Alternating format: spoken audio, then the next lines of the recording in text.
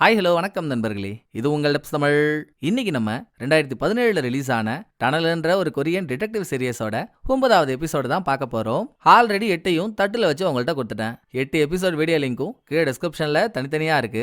மேல காலில் ஒரே பிளேலிஸ்டா இருக்கு. பார்க்காதவங்க அதெல்லாம் பார்த்துட்டு வந்து இதை பாருங்க. போன எபிசோட்ல வேற லெவல் ட்விஸ்ட் ஒன்று கொடுத்தானுங்க இல்லையா? யாரோ எவரோ நினைச்சிட்டு இருந்த ப்ரொஃபசர் தான் 30 வருஷத்துக்கு முன்னால ஹீரோவுக்கும் ஹீரோ பொண்டாட்டிக்கும் பிறந்த பொண்ணு. இது ப்ரொஃபசர் உட்பட இன்னும் வேற யாருக்கும் தெரியல. ஹீரோ பொண்டாட்டி பொண்ணுக்கு கொடுத்த விசில் மூலியமா நமக்கு மட்டும் அதை காட்டினாங்க. இது இல்லாம ஜுங்கோன்ற ஒரு கில்லர் அவன் கொலை பண்ற எல்லா விக்டிம்ஸும் சாகுறப்போ ஸ்கர்ட் போட்டிருக்காங்க. 30 வருஷத்துக்கு முன்னால அந்த டைம்ல கொல்லப்பட்ட 6 பொண்ணுங்களும் சாகும்போது ஸ்கர்ட் தான் போட்டிருந்தாங்களா? சோ ஸ்கர்ட்டும் மேட்ச் ஆகுது. அப்ப இந்த பீட்ரூட் தான் இப்போ அப்போன்னு எல்லா டைமும் கொலை பண்ண கில்லரா இருப்பான்னு சந்தேகப்பட்டு அவனை தேடிட்டு இருந்தாங்க. அவன் என்னடான்னா ஏதோ 2 வருஷத்துக்கு முன்னால கிம் அவனை விசாரிக்கிறான்ற பேர்ல அவன் பண்ண பழைய கொலையோட ஞாபகத்தெல்லாம் தூண்டி விட்டான்னதும் கிம்ம வெறுப்பேத்தணுன்றதுக்காகவே 7 ரோட்ல போன பொண்ணை கொன்னு பாடியோ ரோட்டோரமா போட்டு அட்டகாசம் பண்ணான். சோ கிம் உன்னாலதான்டா ஜுங்கோ திரும்ப கொலை பண்ண ஆரம்பிச்சிருக்கான் அப்படின்னு ப்ரொஃபசர் அலசி ஆராய்ஞ்சு கிம்மு கிட்ட சொல்லும் போதே எபிசோட முடிச்சாங்கல்ல. இந்த எபிசோட்லயாச்சும் அவன் மாற்றானான்றதாங்க கதை. நானும் எல்லா எபிசோட்லயும் அதான் சொல்றேன். பயபுள்ள அகப்பட மாட்டேங்குது. சரி, நல்லதே நினைச்சு உள்ள போவோம், நல்லதே நடக்கும். அப்புறம் எபிசோட் எண்டிங்ல நினைச்சே பார்க்க முடியாத அளவுக்கு ஒரு அதிரி புதிரியான ட்விஸ்ட் காத்துக்கிட்டு இருக்கு. அப்ப இது முக்கியமான எபிசோட்ல, சோ யாரும் மிஸ் பண்ணாம பாத்துருங்க. வாங்க ஒரிஜினல் கில்லர் யாருன்னு 9வது எபிசோடுக்குள்ள தேடி போக. வருஷம் 1992. போன எபிசோட்லயே பார்த்தோம்ல, ஒரு பொட்டிக் தீப்புடிச்சு எரிஞ்சு போன பொட்டிக்குள்ள ரொம்ப நாளா ஹீரோ தேடிட்டு இருக்க அவரோட மனைவியும் பொட்டிக் ஓனரும் சேர்ந்து எடுத்த போட்டோ ஒன்று இருந்துச்சு. ஐயா பொண்டாட்டி கஷ்டான்னு ஹீரோ சந்தோஷமா அவளை தேடி போனா அதுக்கப்புறம் தான் தெரிஞ்சது ஹீரோ பொண்டாட்டி ஒரு கார் ஆக்சிடென்ட்ல இறந்துட்டான்னு. அந்த வருஷம் 1992ங்க. போட்டோல இருந்த 2007ன்ற வருஷம்ன்றது அந்த போட்டோவை டெவலப் பண்ண வருஷம். சோ 1992ல ஒரு நாள் நைட்டு ஹீரோ பொண்டாட்டி வேலையை முடிச்சுட்டு ஐயோ ஹாஸ்டல்ல பொண்ணு வேற தனியா இருப்பாளே, சீக்கிரம் போகணும்னு ஒரு டாக்ஸியை பிடிச்சி ஓர வழி முழுக்க சார் லைட்டா ஆக்சிலேட்டர் மேல ஏறி நில்லுங்களேன், என் பொண்ணுங்க வெயிட் பண்ணிட்டு இருப்பா, நான் சீக்கிரமா போகணும் அப்படின்னு அவசரப்பட்டு இருக்கா. வீடா போறதுல எனக்கு ஒண்ணும் இல்லம்மா, நீங்களே சொல்றீங்க உங்களுக்கு ஒரு பொண்ணு இருக்குன்னு. சோ பொறுமையா போனாதானே உங்களை பத்திரமா கொண்டு போய் உங்க பொண்ணுகிட்ட சேர்க்க முடியும். போயிடலாம் இருங்க அப்படின்னு டிரைவரும் பேச்ச போட்டு வந்துட்டு இருக்காங்க. திடீர்னு ஒரு குடிகாரரை குட்டி சாத்தாங்க. ஆப்போசிட்ல செம்மையா குடிச்சிட்டு காரை அப்படி இப்படின்னு திருப்பி ஓட்டு வந்தவன் ஹீரோ பொண்டாட்டி வந்துட்டு இருந்த டாக்ஸில ஒரே குத்தா காரு கரப்பாம்பூச்சி மாதிரி கவுந்து கிடக்குது. குத்துயிரும் கொலை உயிருமா காரை விட்டு வெளியே வந்த ஹீரோவோட பொண்டாட்டியோ ஏற்கனவே என் பொண்ணுக்கு அப்பா இல்ல, இப்ப அம்மா நானும் இல்லாம போயிட்டேனா என் பொண்ணு எப்படி தனியா வாழ்வா, ஆண்டவா எப்படியாச்சும் என்ன காப்பாத்துன்னு கெஞ்சிக்கிட்டே கண்ணை மூடிடுறா. அதோட அவ கதை முடிஞ்சுது. இங்க சீனை கட் பண்ணிட்டு பிரசன்ட்டுக்கு வந்தா பொண்டாட்டி போயிட்டான்ற துக்கத்துல ஹீரோ வீட்டை விட்டு வெளியவே வரல. அவ போட்டோவை பார்த்துக்கிட்டே யார் காலையும் எடுக்காம ஆணி அடிச்ச மாதிரி ஒரே இடத்துல உட்காந்துருக்காரு. இன்னொரு பக்கம் ஸ்டேஷனே அலருது. போன எபிசோட்ல தானே ஜுங்கோன்ற வெண்ண பாவம் 7 ரோட்ல போயிட்டு இருந்த ஒரு பொண்ணை கொண்டு போட்டான். டேய் என்னடா பண்றீங்க, அவனை பிடிக்கிற ஐடியா இருக்கா இல்லையாடா அப்படின்னு சின்ன கத்திட்டு இருக்கப்போ ஹீரோ இன்னும் ஸ்டேஷன் வரலையா? சோ கிம் சின்னாவை தனியா கூப்பிட்டு ஹீரோவுக்கு ஏதோ ஒரு பிரச்சனைன்னு தெரியுது, ஆனா என்ன பிரச்சனைன்னு புரியல. போன் பண்ணாலும் எடுக்க மாட்டான். பொட்டிக்கல அவன் உங்கள்ட்ட ஏதோ ஒரு போட்டோவை காட்டி 2 பேரும் குசுன்னு பேசிட்டு இருந்தீங்கல்ல, என்னன்னு தான் சொல்லுங்களேன் நானும் தெரிஞ்சுக்கிறேன் அப்படின்னு கிம் கேட்ட. ஹீரோவுக்கு மனைவி ஒரு பொண்ணு இருந்தான்ற விஷயம், 1992லயே மனைவி செத்துட்டான்ற விஷயம், இப்ப பொண்ணு எங்க இருக்கான்னு ஹீரோவுக்கு தெரியலன்ற மேட்ரு மொத்த கதையும் சொன்னதும் கிருட்டுன்னு ஹீரோவோட வீட்டுக்கு போன கிம், தலைவா நான் உங்களை எவ்வளவு பெரிய ஆள் நினைச்சு பெருமைப்பட்டு இருக்கேன், நீங்க என்ன தலைவா இந்த விஷயத்துக்கே சுங்கி போய் உக்காந்துட்டீங்க. இதே மாதிரிதான் என் அம்மா கொல்லப்பட்டாங்கன்னு எனக்கு தெரிஞ்சதும் நானும் இடியே இறங்கின மாதிரி இனிமேல் ஒன்னும் பண்ண முடியாதுன்னு சோர்ந்து போய் உக்காந்துட்டேன். நான் மட்டும் அப்படியே உட்காந்துருந்தா இப்போ இந்த இடத்துக்கு வந்திருப்பனா? நீங்களும் அதே தப்ப பண்ணா எப்படி? ஜுங்கோ வேற அடுத்து ஒரு கொலை பண்ணிட்டான் தலைவா, வாங்க அவனை போய் தேடுவோன்னு கிம் கூப்பிடுறான். நல்லா ஜில் பார்ல வறுத்த ஜிலேபி மீன் மாதிரி இருந்துகிட்டு காரியத்துல எவ்வளவு கண்ணா இருக்க நீயா? இங்க நான் என் பொண்டாட்டி போயிட்டான்னு உட்காந்து ஃபீல் பண்ணிட்டு இருக்கேன், அதை விட்டுட்டு உன் கூட வந்து ஜுங்கோவை தேடணுமா? எதுக்கு? என் பொண்டாட்டியே போனதுக்கு அப்புறம் அவனை தேடி கண்டுபிடிச்சு என்ன ஆக போகுது? நான் எங்கேயும் வரலன்னு ஹீரோ ஒத்த கால நிக்கிறாரு. யோ நீ என்ன என் மண்டையில மசாலாவே இல்லாம பேசிட்டு இருக்க? உன் பொண்டாட்டி என்ன 86லயா இருந்தா? 92ல தானே இருந்தா? ஜுங்கோவை கண்டுபிடிச்சா நீ பாஸ்டுக்கு போயிடுவ, அதாவது 86க்கு போயிடுவேன் நீ தானே சொன்ன. கண்டுபிடிச்சு போ. நீ பாஸ்ட்ல உன் பொண்டாட்டி கூட இருந்தா அவ எதுக்காக அந்த டாக்ஸில ஏற போறா, சாவ போறா? அது நடக்காம பாத்துக்கோ. நீ இங்க இருக்க டைம்ல உன் பொண்ணை காணாம தேடிட்டு இருக்கல்ல, அவளுக்கு என்ன ஆச்சு, எங்க போனா, இப்ப எங்க இருக்கான்னு நான் கண்டுபிடிச்சு கொடுக்குறேன். இதுக்கு மேல உனக்கு என்ன வேணும் அப்படின்னு கிம் ரொம்ப நியாயமான சில விஷயத்த சொன்னதும் கரெக்டு தானே, நம்ம பாஸ்டுக்கு போயிட்டா பொண்டாட்டி சாகாம தடுத்துடலாம். ரைட்டு, எங்க அந்த ஜுங்கோ புடியவன அப்படின்னு சட்ட பேண்ட் எல்லாம் மாட்டிக்கிட்டு ஹீரோ ஸ்டேஷன் வர ஹீரோ சின்னா கிம் நாய்மூக்க கழுகு கண்ண 5 பேரும் சேர்ந்து மீட்டிங் ஒன்று போடுறாங்க. நேத்து ஜுங்கோவால கொல்லப்பட்ட பொண்ணு 25 வயசு மதிக்கத்தக்க பொண்ணு. பஸ் ஸ்டாப்ல இருந்து அவ வீட்டுக்கு போறதுக்கு 20 நிமிஷம் ஆகும். அந்த 20 நிமிஷம் இன்டர்வல்ல தான் அவ எங்கேயோ கடத்தப்பட்டிருக்கா. அந்த இடத்துல சிசிடிவி கேமரா அதிகமா இல்லன்றதுனால எந்த இடத்துல கடத்தப்பட்டான்னு சரியா தெரியல. பிளஸ் கொலை நடந்த கிரைம் சீன்லயும் ஜுங்கோ மாட்டிக்கிற மாதிரி எந்தவித எவிடன்ஸும் இல்லங்க. அவன் எதுல எவிடன்ஸை விட்டு வச்சிருக்கான்? எவிடன்ஸோட அவன் மாட்டின ஒரே கேஸ்னா 2 வருஷத்துக்கு முன்னால ஒரு நர்ஸை கார்ல கடத்தி கொண்டு போய் கொண்டாம பாருங்க, அது சிசிடிவில ஸ்பாட் ஆயிடுச்சு இல்ல, அது ஒண்ணு மட்டும்தான். சோ இதை தாண்டி நேத்து நைட்டு நடந்த கொலையில இருக்க ஒரே விட்னஸ் என்னன்னா, கொல்லப்பட்ட பொண்ணு ரோட்ல நடந்து போகும்போது அந்த வழியா போன ஒரு டெலிவரி பாய் பொண்ணுக்கு பின்னால ஒரு கார் ஃபாலோ பண்ணிட்டு வரத பாத்திருக்காரு. நடந்து போற பொண்ணை விட அந்த கார் ரொம்ப ஸ்லோவா போச்சா. சோ அந்த பிளாக் கலர் காரை நோட் பண்ணாலும் இருட்டா இருந்ததுனால காரோட நம்பரை பார்க்கல. ஒரு பக்கம் நாய்முகனும் கழுகு கண்ணனும் கிரைம் நடந்த இடத்துக்கு பக்கத்துல புதுசா சிசிடிவி கேமரா ஏதாச்சும் இருந்து அதுல நமக்கு தேவைப்படுற மாதிரி ஃபுட்டேஜ் கிடைக்குமா அதை தேடுற முயற்சியில இறங்குறாங்க. இன்னொரு பக்கம் ஹீரோவும் கிம்மும் கிரைம் சீனுக்கு கிளம்புறப்போ, கிம்மு நான் கேக்குறேன்னு கோச்சிக்காதரா, என் பொண்ணு எப்படியாவது கண்டுபிடிச்சு தருவான்னு சொன்னல, எப்படி கண்டுபிடிக்க போறாவல சொன்னா நானும் கொஞ்சம் நிம்மதியா இருப்பேன்ல சொல்லான்னு கேட்க, அது ஒன்றும் பெரிய விஷயம் இல்ல சார், நீங்க தானே சொன்னீங்க யாரோ அவளை அடாப்ட் பண்ணி கொண்டு போயிட்டாங்கன்னு. ஒன்னு அவ ஆர்ஃபனேஜ்ல இல்ல ஏதாச்சும் ஒரு அடாப்ஷன் சென்டர்ல தான் இருந்திருப்பா. நான் ஏற்கனவே அந்த டிபார்ட்மெண்ட்ல வேலை செய்யறேன், என் ஃப்ரெண்டு கிட்ட பேசிட்டேன், கொஞ்ச நாள் வெயிட் பண்ணுங்களேன், தட்டி தூக்கிடலாம் அப்படின்னு கிம் ஹீரோவை சால்வ் பண்ணி அடுத்து 2 பேருமா சேர்ந்து லாஸ்ட் பொண்ணோட பாடியை அட்டாப்சி பண்ண டாக்டர் கிட்ட போக, பாடியில பெருசா எந்த தடையும் கிடைக்கல. எல்லா கொலையும் நடந்த மாதிரி இந்த கொலையும் கழுத்துல துணியை போட்டு இறுக்கி மூச்சு திணற விட்டு தான் நடந்திருக்கு.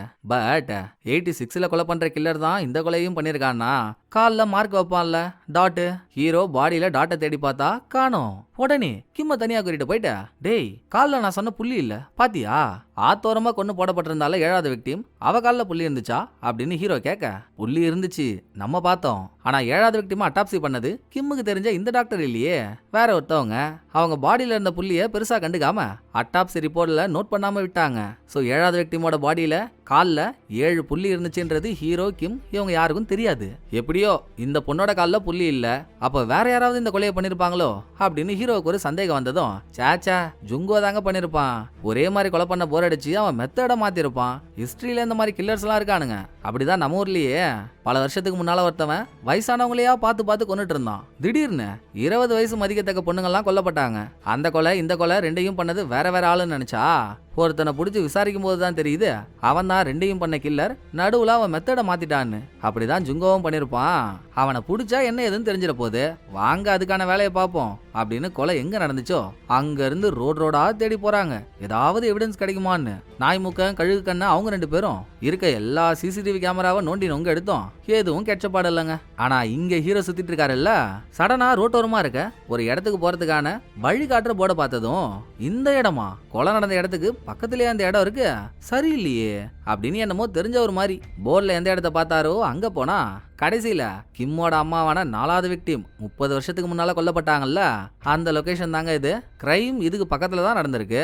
சோ ஜுங்கோ அவன் கொலை பண்ண இந்த இடத்துக்கு மறுபடியும் வந்திருக்கான். அதை ஹீரோ சொல்லிட்டு இருக்கும்போது, இந்த இடத்துக்கு ஆப்போசிட்லயே ஒரு ஃபார்ம் ஹவுஸ் இருக்கு, அங்க ஒரு சிசிடிவி கேமராவும் இருக்குங்க, அதோட ஃபுட்டேஜை செக் பண்ணா நல்லா கால்பந்து விளையாட்டுல பால் பொறுக்கி போடுற மாதிரி இருக்கான்ல ஜுங்கோ.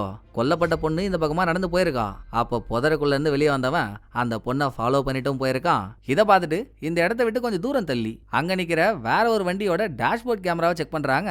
ஜுங்கோ கொலை பண்ணிட்டு அவனோட பிளாக் கலர் கார்ல ஏறி போற ஃபுட்டேஜ் அதுல மாட்டிக்கிச்சுங்க. கார் நம்பரு தெளிவா தெரியுது. சோ இப்போ அந்த கார் எங்கன்னு தேட ஆரம்பிக்கிறாங்க.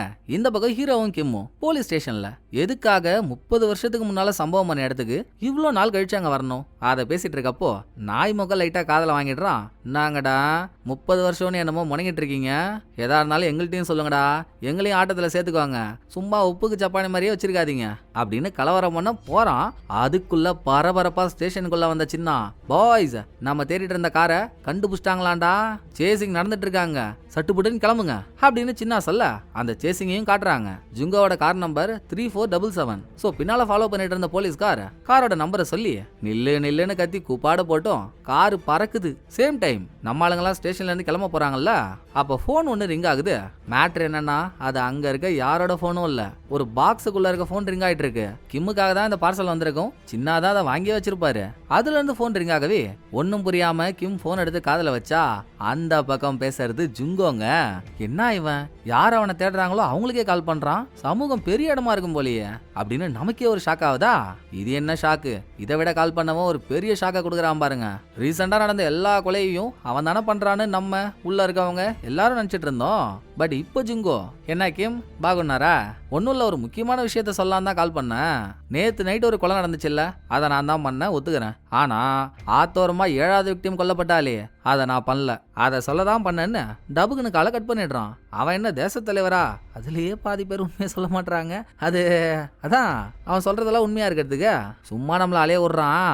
நான் அவனை ட்ரிகர் பண்ணிட்டான்னு கொலை பண்ண ஆரம்பிச்சு இப்ப எனக்கே கால் பண்றானா, அவனுக்கு எவ்வளவு திமிரு இருக்கும் பாத்தியா அப்படின்னு கிம் வெறி ஆயிட்டு இருக்கும் போதே ஜுங்கோ எங்க இருந்து கால் பண்ணானோ அந்த லொகேஷனை ட்ரேஸ் பண்ணிட்டாங்க.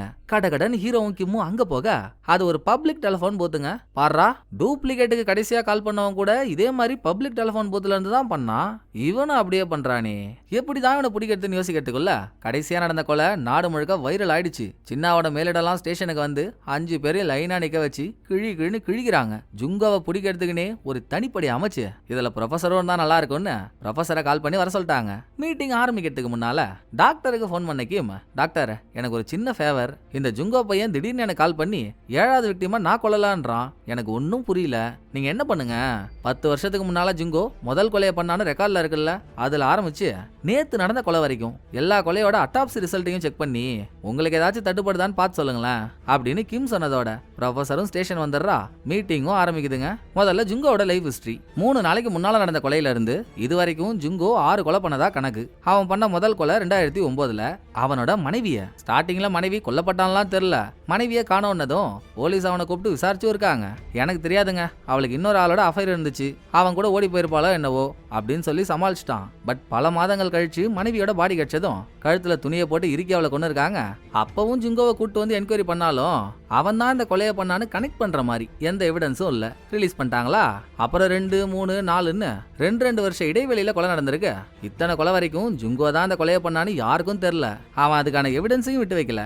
4வதா ஒரு கொலை பண்றப்பதான் நர்ஸோட கொலை சிசிடிவி கேமரால அவன் மாட்டி கிம் ஜுங்கோவை தூக்கியிருக்காரு.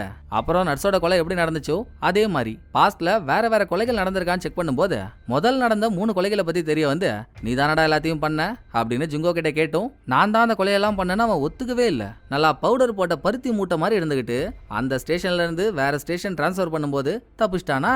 அது கிம்மோட தப்பு தான். மாவு கட்டு போட்ட அவனோட கையில கத்தி இருக்கான்னு செக் பண்ணாம விட்டாங்க. தப்பிச்சவன் கொஞ்ச நாளைக்கு முன்னால தோரத்துல 7வது விக்டிமை கொண்டு இருக்கான். கடைசியா 3 நாளைக்கு முன்னால இந்த பொண்ணு. இதை கிம் சொல்லி முடிக்க அடுத்து எஞ்ச ப்ரொஃபசர் அவ கண்டுபிடிச்சதை சொல்றா.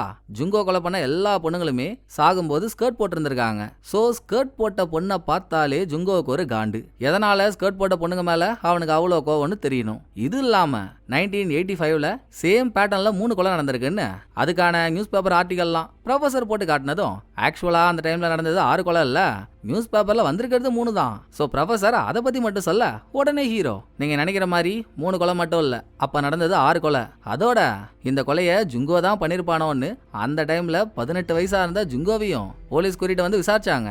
அவன் வேற இடத்துல இருந்தான்றதுக்கான அலிபி இருந்ததுனால சந்தேகப்பட முடியாம ரிலீஸ் பண்ணியாச்சு அப்படின்னு ஹீரோ சொல்றாரா. எல்லாம் சரி, 30 வருஷத்துக்கு முன்னால நடந்தது உனக்கு எப்படி தெரியும் இப்படின்னு நாய் முகம் குட்டியை குழப்பறான். இவன் ஒருத்தவன் மூக்க பெருசா வச்சுக்கிட்டு முந்திக்கிட்டு வந்துருவான். எனக்கு எப்படா தெரியும், உட்காந்துருக்காருல சின்ன அவர் தான் என்கிட்ட சொன்னாரு அப்படின்னு ஹீரோ கோத்த விட ஆமா அப்ப நம்ம கூப்பிட்டு விசாரிச்ச பையனா ஜுங்கோ, மிஸ் பண்ணிட்டோமே. நாங்க அவனை விசாரிக்கிறப்போ அவன் அம்மாவும் அப்பாவும் கொலை நடந்தப்போ அவன் வேற எங்கேயோ இருந்தான்னு சொன்னாங்க. நம்பி அனுப்புனோம், போய் சொல்லிட்டானுங்க போல. சரி அதுக்கப்புறம் அவன் எங்க போனா அப்படின்னு சின்ன கேட்க இதோட ஜுங்கோ அவன் ஃபேமிலியை கூட்டிக்கிட்டு வெளியூருக்கு போயிட்டான். ஹை ஸ்கூலு காலேஜ் எல்லாம் அங்கேயே முடிச்சானா. அப்புறம் அவனுக்கு மென்டல் பிரச்சனைன்னு எதுவுமே இல்லைங்க. ஆனா 8 வருஷம் மென்டல் ஹாஸ்பிட்டல்ல இருந்திருக்கான். சோ 86ல 6வது கொலை நடந்ததுக்கு அப்புறம் இவன் வெளியூருக்கு போயிட்டான், மென்டல் ஹாஸ்பிட்டல்ல சேர்ந்துட்டான். அதனாலதான் பாடியில டாட் வச்சு அதுக்கப்புறம் எந்த கொலையுமே நடக்கல.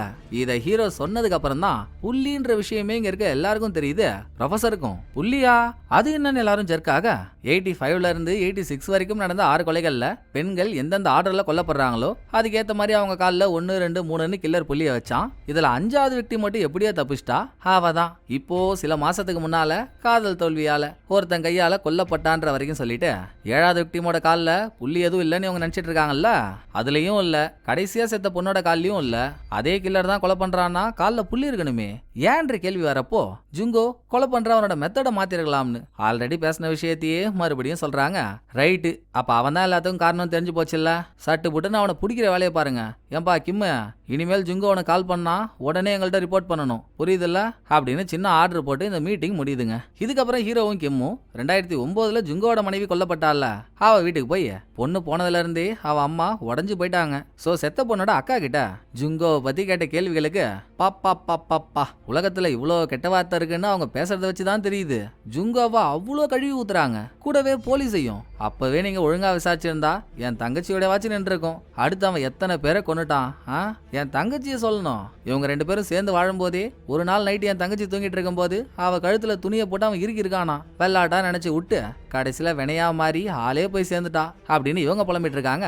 இன்னொரு பக்கம் ஜுங்கோ எந்த மென்டல் ஹாஸ்பிட்டல்ல அட்மிட் ஆயிருந்தானோ அங்க போன ப்ரொஃபசர் டாக்டர் கிட்ட ஜுங்கோவை பத்தி விசாரிக்கிறப்போ ரெக்கார்ட்ல ஜுங்கோவுக்கு எந்த விதமான மென்டல் பிரச்சனையும் இல்லைன்னு தானே இருக்கு. டாக்டரும் அதே தான் சொல்றாங்க. அவனுக்கு பிரச்சனை எல்லாம் எதுவும் இல்லைங்க. அந்த காலத்துல இப்படிதான் பசங்க அடங்காம இருந்தாங்கன்னா பேரண்ட்ஸ் பசங்களை திருத்தறதுக்காக கட்டாயப்படுத்தி இங்க கொண்டு வந்து சேர்ப்பாங்க. ஜுங்கோவும் அப்படி வந்தவன் தான். பட் இதுல எனக்கு புரியாத புதிர் என்னன்னா, ஜுங்கோவை அட்மிட் பண்ணதுக்கு அப்புறம் ஜுங்கோவோட அம்மா, என் பையன் ஒரு மனுஷனே இல்ல மேடம், அவன் சாதாரண ஆளே இல்ல, தயவு செஞ்சு அவனை வெளியே மட்டும் விட்டுறாதீங்க, சரியானதுக்கு அப்புறம் விடுங்கன்னு என் காலில் விழாத குறையா கெஞ்சினாங்க. அந்த கான்வர்சேஷன் நடக்கும்போது உள்ள இருந்து ஜுங்கோவும் அதை கேட்டிருக்கான்.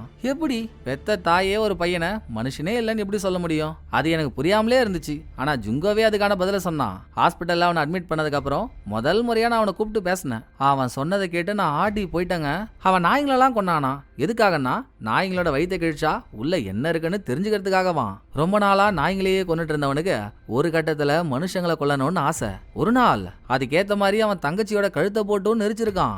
இதுல ஹைலைட் கேளுங்களேன், ஜுங்கோ அவன் தங்கச்சி கழுத்தை நெரிக்கும் போது அவன் தங்கச்சி கத்தல அழல கோவப்படலையாம், அதுக்கு பதில் சிரிச்சிட்டு இருந்தாலாம், இவன் பண்றத என்ஜாய் பண்ற மாதிரி. சோ ஜுங்கோ அவன் தங்கச்சியே இப்படி பண்றத பார்த்ததுக்கு அப்புறம் தாங்க இனிமேல் அவன் மென்டல் ஹாஸ்பிட்டல்லே இருக்கட்டும்னு பேரண்ட்ஸ் அவனை இங்க கொண்டு வந்து போட்டாங்க. சரிங்க, நீங்க அவனுக்கு ட்ரீட்மெண்ட் கொடுக்கும்போது ஸ்கர்ட் போட்ட பொண்ணுங்களை பத்தி அவன் ஏதாச்சும் பேசியிருக்கான், இல்ல அவன் அம்மா தங்கச்சி அவங்கள பத்தி ஏதாச்சும் சொல்லியிருக்கானா அப்படின்னு ப்ரொஃபசர் கேட்டு பாக்குறா. இல்லங்க, ஃபர்ஸ்ட் கவுன்சிலிங்ல அவன் இதை சொன்னதான், அதுக்கப்புறம் அவன் அதிகமா பேசுறதே இல்ல, 30வது வயசுல இங்க இருந்து கிளம்பியே போயிட்டான் அப்படின்னு டாக்டர் அவங்களுக்கு தெரிஞ்சதெல்லாம் சொன்னதும், டாக்டர் ஜுங்கோவுக்கு ஃபர்ஸ்ட் கவுன்சிலிங் கொடுக்கும்போது இவங்க பேசினதெல்லாம் ரெக்கார்ட் பண்ணி வச்சிருக்காங்க. அதை வாங்கிட்டு வெளியே வந்த ப்ரொஃபசர் அந்த பக்கம் ஹீரோவும் கிம்மும் ஜுங்கோ மனைவியோட அக்கா கிட்ட பேசிட்டு கிளம்பும்போது, நாளை பின்ன உங்களுக்கு ஜுங்கோவை பத்தி ஏதாச்சும் ஞாபகம் வந்தா எங்களுக்கு கால் பண்ணுங்க, இனிமேலும் அவனை பிடிக்காம விட்டா நல்லா இருக்காதுல்ல அப்படின்னு கிம் அவன் விசிட்டிங் கார்டு கொடுத்துட்டு வெளியே வந்ததும் கிம்முக்கு கால் பண்ண ப்ரொஃபசர், நான் ஜுங்கோ அட்மிட் ஆயிருந்த ஹாஸ்பிட்டல்ல இருந்து அவன் ஃபர்ஸ்ட் கவுன்சிலிங்கோட டேப் வாங்கியிருக்கேன், யாருக்கு தெரியும், அதை பார்த்தா 30 வருஷத்துக்கு முன்னால அவன் பண்ண கொலையோட க்ளூ ஏதாச்சும் கிடைச்சாலும் கிடைக்கலாம், நான் பார்த்துட்டு சொல்றேன் அப்படின்னு போனை வச்சிடறாளா. மறுபடியும் ஜுங்கோ கிம்முக்கு எந்த போன் அனுப்பி வச்சானோ அதுக்கு ஜுங்கோ கிட்ட இருந்து கால் வருது. நல்லா வகைப்படுத்தப்படாத குகைக்கரடி மாதிரி இருந்துகிட்டு, என்னதாண்டா உன் பிரச்சனை, ஏன்டா போன் போட்டு சாவடிக்கிற, சொல்லி தோலடா அப்படின்னு கிம் நேக்கா இவங்கிட்ட பேசிக்கிட்டே இன்னொரு பக்கம் அவன் எங்க இருந்து கால் பேசிட்டு இருக்கானோ அந்த லொகேஷனை ட்ராக் பண்ண சொல்லியிருக்கான். 7 ஒரு ரவுடியை பார்த்தவன் ஜுங்கோ, அவனுக்கு அது தெரியாதா, நீங்க எந்த அளவுக்கு ஹோம்ஒர்க் பண்றீங்கன்னு பார்க்க தான் உங்களுக்கு கால் பண்ணிருக்கேன், அதான் என் லொகேஷனை எவ்வளவு சீக்கிரத்துல கண்டுபிடிக்கிறீங்கன்னு பாப்போம் அப்படின்னு 3, 2, 1 எண்ணிட்டு போனை வைக்கிறான். லொகேஷனை புடிச்சாச்சு, காரை திருப்பிக்கிட்டாங்க. போனா அதுவும் ஒரு பப்ளிக் டெலிஃபோன் பூத்து. இவங்க போறப்போ ஆளை காணோம். விட்டானா அதோட திரும்ப வேற லொகேஷன்ல இருக்க ஒரு பப்ளிக் டெலிஃபோன் பூத்துல இருந்து மறுபடியும் கிம்முக்கு கால் பண்றான். லேட்டா வந்துட்டீங்க போலியே, வேணும்னா இந்த தடவை 10 வரைக்கும் என்னட்டுமா வந்து புடிச்சு பாக்குறீங்களா, நீ என்ன தூண்டி விட்டுற கூடாது, அனுபவி, இன்னும் நீ அனுபவிக்க வேண்டியது நிறைய இருக்கு அப்படின்னு வெறுப்பு எதிர காலை கட் பண்ண. அப்படியே அந்த பக்கம் ப்ரொஃபசர் டாக்டர் கிட்ட இருந்து வாங்கிட்டு வந்த ஜுங்கோவோட ஃபர்ஸ்ட் கவுன்சிலிங் டேப் ரெக்கார்டை திரும்ப திரும்ப போட்டு கேட்டுட்டு இருக்கா. ஜுங்கோ அவன் தங்கச்சி கழுத்தை நெரிக்கும் போது அவ சிரிச்சதான் அவன் சொன்னால, அது தாங்க ப்ரொஃபசரோட மண்டைக்குள்ள ஓடிக்கிட்டே இருக்கு. அதுக்குள்ள இங்க போலீஸ் ஸ்டேஷன்ல நம்ம ஆளுங்கெல்லாம் ஜுங்கோ இங்க தான் பதுங்கி இருப்பான்னு பேசிட்டு இருக்கும்போது டாக்டர் கிம்ம கால் பண்ணி வர சொல்றாரு. ஜுங்கோ இது வரைக்கும் யாரெல்லாம் கொண்டு இருக்கானோ அவங்க அட்டாப்சி ரிசல்ட் எல்லாம் அவர் செக் பண்ணிட்டாரு. முதல் 4 பேரை விட்டுருங்க, அவங்க எல்லாம் கிடைக்கும் போதே எலும்பு கூட கிடைச்சதுனால அதை சரியா அனலைஸ் பண்ண முடியல. பட் 5வதா ஆத்தோரத்துல ஒரு பொண்ணையும் கடைசியா ஒரு பொண்ணையும் கொன்னால அந்த 2 கொலையோட ஸ்டைல் தாங்க வித்தியாசமா இருக்கு. கடைசியா பண்ண கொலையில அந்த பொண்ணோட கழுத்துல துணியை போட்டு இறுக்கி நிறைய டைம் எடுத்துக்கிட்டு துடிக்க துடிக்க அந்த பொண்ணை சாகடிச்சிருக்கான். அதுக்கு முன்னால ஆத்தோரத்துல நடந்த கொலையிலயோ அவ்வளோ டைம்லாம் எடுத்துக்கல, சீக்கிரமா கதையை முடிச்சிட்டான். இதுக்கு 2 காரணம் தான் இருக்கணும். ஒன்னு அந்த பொண்ணை அவசர அவசரமா கொலை பண்ணிருக்கணும், அப்படி இல்லைன்னா ஆத்தோரத்துல நடந்த பொண்ணோட கொலைய வேற யாரோ ஒருத்தவங்க பண்ணிருக்கணும். இப்படி ஒரு ட்விஸ்ட டாக்டர் கொடுக்க அப்படியா சொல்றீங்க? சரி, அப்படியே இதையும் பாருங்க. இத பத்தி உங்க கருத்து என்னன்னு சொல்லுங்க அப்படின்னு 86ல நடந்த கொலையோட நியூஸ் பேப்பர் ஆர்டிகல்லாம் கிம் டாக்டர் கிட்ட கொடுத்து இந்த கொலையையும் ஜுங்கோ தான் பண்ணிருப்பானோன்னு நாங்க சந்தேகப்படுறோம்னு சொன்னதும் அவங்க கழுத்துல துணியை போட்டு இறுக்கி கொண்டாங்கன்ற ஒரே காரணத்துக்காக ஜுங்கோ தான் அதையும் பண்ணான்னு சொல்றத என்னால நம்ப முடியல. ஜுங்கோ காரணம் இல்லாம கொலை பண்றோம்ப்பா. அப்ப நடந்த கொலை எதுக்காக நடந்துச்சோ அப்படின்னு டாக்டர் சொல்ல ஹீரோ காண்டாயிடுறாரு. சார், எல்லா கொலைகாரனும் காரணமே இல்லாம தான் கொல்லுவான். 86ல கொண்டவனும் அப்படிதான் அப்படின்னு முறுக்கிட்ட வந்ததும் அதுக்கு ஏன்பா இவ்வளவு கோவப்படுற? கருத்து கேட்டீங்க, சொன்னேன். உங்க இஷ்டம். நீங்க எப்படி இன்வெஸ்டிகேட் பண்றீங்களோ பண்ணுங்க. எதுக்கும் 7வது விக்டிமை யார் அட்டாப்சி பண்ணாங்களோ நான் அவங்கள்ட்ட போய் கேட்டு பாக்குறேன், ஏதாச்சும் தெரியுதான்னு அப்படின்னு டாக்டர் சொன்னதோட ஹீரோவும் கிம்மும் கிளம்பி வரப்போ 7வது விக்டிமோட பாடி ஒரு ஆத்தோரமா கிடைச்சது இல்ல. இதே மாதிரிதாங்க 85ல கொல்லப்பட்ட 2வது விக்டிமோட பாடியும் ஆத்தோரமா கிடைச்சிருக்கும். அதை பத்தி ஹீரோ பேசிக்கிட்டே ஹீரோவும் கிம்மும் 7வது விக்டிமுக்கு ஃப்ரெண்டு ஒருத்தி இருக்கா, அவகிட்ட போறாங்க. உண்மையை சொல்லணும்னா 7வது விக்டிம் ஒரு பார்ல ஒர்க் பண்றவ. ஆனா ஃப்ரெண்டுக்காரி போலீஸ் வந்து விசாரிக்கும் போது அவ பார்ல ஒர்க் பண்றான்ற உண்மையை சொல்ல காலேஜ் ஸ்டூடெண்ட்னு பொய் சொல்லிருப்பா. 7வது விக்டிம் அம்மா அப்பா இல்லாத ஒரு பொண்ணு, செத்த அவ ஒரு பார்ல ஒர்க் பண்றான்னு சொன்னா 4 பேர் 4 விதமா பேசுவாங்கன்னு மாத்தி சொல்லியிருக்கா. அதுல எந்த தப்பும் இல்லல்ல. அதை ஹீரோவும் கிம்மும் புரிஞ்சுக்கிறாங்க. இந்த கேப்ல ஜுங்கோ மனைவியோட அக்கா கிம்முக்கு போனை போட்டு, சார் இப்பதான் சார் எனக்கு ஒன்று ஞாபகம் வருது. என் தங்கச்சி அவனும் சேர்ந்து வாழும்போது கிம் அடிக்கடி ஒரு ஏரியால அவனுக்கு வீடு இருக்கிறதா சொல்லிக்கிட்டே இருப்பானா. போனும் நினைச்சாங்க. அதுக்குள்ள என் தங்கச்சி போய் சேர்ந்துட்டா. இப்போ அந்த ஏரியால ஆள் யாருமே இல்லாம டெவலப்மெண்ட்டுக்காக அந்த ஏரியா அப்படியே சும்மா இருக்கிறதா எனக்கு தெரிய வந்துச்சு. இது உங்களுக்கு யூஸ் ஆகுமான்னு தெரியல, தெரிஞ்சதை சொன்னேன், பாத்துக்கோங்கன்னு அவங்க ஒரு லீடை கொடுக்க ஒரு குழுவும் இல்லாம இருக்கானுங்க. கிடைச்ச எல்லாத்துலயும் பூந்து விளையாட வேண்டியது தானே. ஸோ ஆள் யாருமே இல்லாத அந்த ஏரியாவுக்கு போய் வீடு வீடா செக் பண்றப்போ ஒரு வீட்டுலங்க ஜுங்கோ அங்கதான் இருந்திருக்கான்றதுக்கான ஆதாரம் இருக்கு. அதுவும் இன்னைக்கு காலையில வரைக்கும். அப்புறம் என்ன, வெயிட்டிங்க போட்டுற வேண்டியதுதான். ஜுங்கோ எப்படியும் வருவான். வந்தா அவனை லபக்குன்னு பிடிச்சோன்னு போலீஸ் டீம் எல்லாம் ஒவ்வொரு இடத்துல பதுங்கி இருக்க. அதுல ஹீரோவும் கிம்மும் தனியா ஒரு இடத்துல இருக்கும்போது இப்போன்னு பார்த்துதான் ஹீரோவுக்கு பொண்ணோட யோசனை. ஏன்பா கிம்மு, பொண்ணை தேடுற நீ என்னப்பா ஆச்சு, புடிச்சிட்டியான்னு கேக்குறாரு. தேடிட்டு தாங்க இருக்கேன். உங்க பொண்ணு அடாப்ட் ஆகி போனதுக்கு அப்புறம் அவ பேரை மாத்திக்கிட்டான்னு நினைக்கிறேன். அதனால கண்டுபிடிக்கிறதுக்கு கொஞ்சம் டிலே ஆகுது. இருங்க புடிச்சிடலாம் அப்படின்னு கிம் சொல்லிட்டு இருக்கும் போதே ஜுங்கோ கீழே வந்துடுறாங்க. கரெக்டா வந்தவன் கீழே கிடந்த கண்ணாடி மூலியமா ஹீரோவும் கிம்மும் பின்னால நின்னுட்டு இருக்கிறத பாத்துறான். எடுத்தாம் பாருங்க ஓட்டம். பல்ல மாறி பிடிக்க ட்ரை பண்ணியும் முடியல. சைத்தான் தப்பிச்சிட்டாங்க. அது மட்டும் இல்ல, தப்பிச்சவன் எங்க இருந்தோ கிம்முக்கு இவன் ஒரு போன் அனுப்புனான்ல, அதுக்கு கால் பண்ணி திரும்ப திரும்ப என்ன தூண்டிக்கிட்டே இருக்கியேடா. நான் வேற ஆளுங்களை கொல்றதுனால தானே உனக்கு வழி தெரிய மாட்டேங்குது. உனக்கு ரொம்ப பிடிச்ச பொண்ணியே கொண்டு போட்டா அப்ப தெரியும்ல உனக்கு என்ன பத்தி அப்படின்னு ப்ரொஃபஸரை தான் அடுத்து கொல்ல போறேன்னு இன்டைரக்டா மிரட்டுறான். கிம் அதை யார்கிட்டயும் சொல்ல கூட இல்ல. எங்க அவளுக்கு ஏதோ ஒன்று ஆயிட போதுன்ற பயத்துல கார் எடுத்துக்கிட்டு ப்ரொஃபஸர் வீட்டுக்கு வந்தவன் உள்ள போலாமா வேணாமான்னு யோசிக்கிறதுக்குள்ளேயே ஹீரோவோட வீடும் இங்க தானே இருக்கு. ஹீரோவே வந்துடுறாரு. அப்புறம் ஹீரோ கிம் ப்ரொஃபஸர் 3 பேருமா சேர்ந்து வீட்டுக்குள்ள உட்காந்து பேசிட்டு இருக்காங்க. எதுக்கு சிவ பூஜையில கரடி நானு, காதல் ஜோடிகள் கலர் கலரா பேசுவீங்க, நான் ஏன் இருந்துகிட்டு என்ஜாய் அப்படின்னு ஹீரோ வெளியே வந்துடுறாரு. சே என்ன மனுஷையா அப்படின்னு நம்ம ஹீரோவை பெருமையா நினைக்கும் போது அந்த பக்கம் டாக்டருங்க 7வது விக்டிமை யார் அட்டாப்சி பண்ணாங்களோ அவங்க கிட்ட போயிட்டு விசாரிக்கும் போது 30 வருஷத்துக்கு முன்னால நடந்த கொலைய இப்ப கொலை பண்ற ஜுங்கோ தான் பண்றானா. நம்ம கிட்ட அந்த கொலையோட கேஸ் ரெக்கார்ட்ஸே இல்லையேங்க. யார் அந்த பாடிஸ் எல்லாம் அட்டாப்சி பண்ணாங்களோ அவங்க எங்க இருக்காங்கன்னு கூட தெரியல. அப்புறம் எப்படிங்க கன்ஃபார்ம் பண்றது அப்படின்னு ஒரு லேடி டாக்டர் கேக்குறாங்க. அதாம்மா எனக்கும் தெரியல. பழைய கொலையோட டெட் பாடி போட்டோ கிடைச்சா கூட அதையும் இதையும் கம்பேர் பண்ணி நான் பிடிச்சிருவேன். ஒண்ணுமே இல்லாம எதையாவது கண்டுபிடினா நான் என்னத்தை கண்டுபிடிக்கிறது. அதனால பழைய கேஸை விட்டுருவோம். இப்ப 7வது விக்டிமும் அதுக்கப்புறம் ஒரு பொண்ணும் கொல்லப்பட்டிருக்காள்ல, அதை ஒரே ஆள் பண்ணாங்களா இல்ல வேற ஆள் பண்ணாங்களான்றதுதான் டவுட். இதை டாக்டர் சொல்ல எனக்கு தெரிஞ்சுங்க ஜுங்கோ எந்தெந்த பொண்ணுங்களை எப்படியெல்லாம் கொலை பண்ணான்னு ரெக்கார்ட்ஸ்ல இருக்கோ மொத்தம் 6 கொலை இல்ல.